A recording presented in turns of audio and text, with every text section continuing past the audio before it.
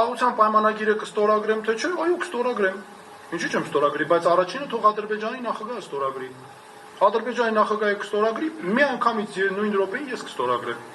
Բայց եկեք հələ մի հատ հասկանանք այդ խաղաղության պայմանագիրը մեզ ինչ է տալիս, պահպանվում է, թե չէ։ Խաղաղության այդ կամ այսպես կոչված խաղաղության։ Ինչու եմ ասում, որտեղ դեռ ստորագրված չէ։ Ուրեմն տեսեք,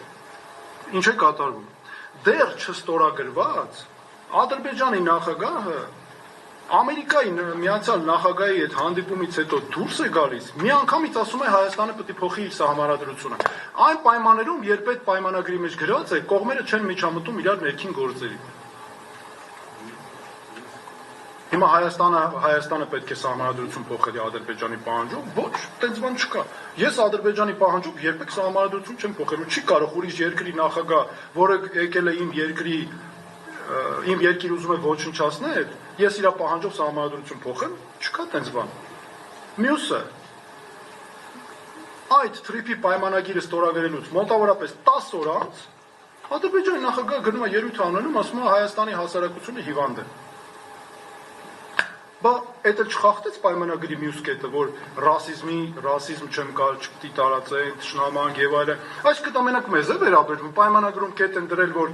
Հայաստանը հետ է քաշում հայցերը մեկ ամսվա ընթացքում, վեճեր, առարկություններ, ինչ ասես գրել են։ Մի հատ էլ գրել են, պարտավորվում է հետագայում չներկայացնել, հələ մի հատ էլ գրել են, եթե դա անի, տենց բան, դա թշնամական գործունեություն է։